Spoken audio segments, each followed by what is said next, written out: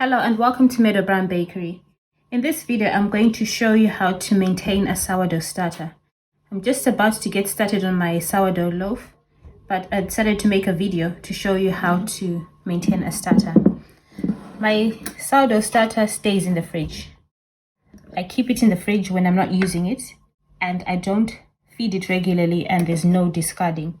So what I do is I get my scale and I weigh out the dough that I need. How much I need depends on the type of flour I'm using and also how quickly I want the bread. The more starter I put makes the loaf less sour, and the less I put makes it more sour.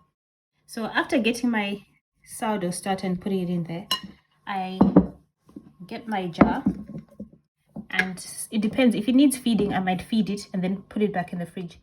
Today, it doesn't need feeding, but I'll feed it anyway for the purpose of this video. Add in some flour, usually the same amount that I took out.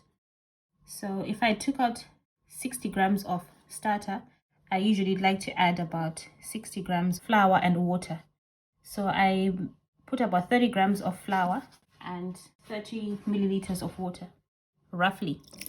But I like to keep my starter quite thick, so I might add less water, and then I mix it in. I keep quite a lot of starter because I bake very often, and if you don't bake as often as I do, you can just keep enough for a loaf. So now I close it and it goes back in the fridge. It can stay in the fridge for weeks without needing any feeding. And what you notice is sometimes after a few weeks, there will be a layer of water. The flour and the water, they separate. And there's a top layer called hooch. You just mix it in and feed it as usual, and then put it away. This storing in the fridge is perfect if your starter is a mature starter. By mature starter, I mean a starter that you've actually used to bake some bread before. I wouldn't recommend it for a new starter. So when you've baked a few successful loaves of bread, you can start keeping your starter in the fridge. Another option for storing your starter is to dry it. That is just like a backup starter. I'll show you some of the dry starter that I have. I dried this starter sometime last year. So this is a portion of my starter, the one that I keep in the fridge.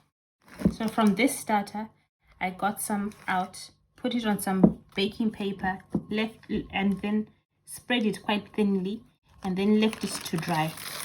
When it was dry, I then broke it up into pieces and kept it in here. So when I ever need to refresh this, I put it in a bowl and then add some water and let it freshen up. That's how it starts. I actually gave my son some to take to university when he went, and he managed to reactivate it, and he uses it for his baking. So in that case, if you keep a dry starter, you always have some starter. Some people break their jars and then they have no backup starter. So at least if you have some backup starter, you can always use that.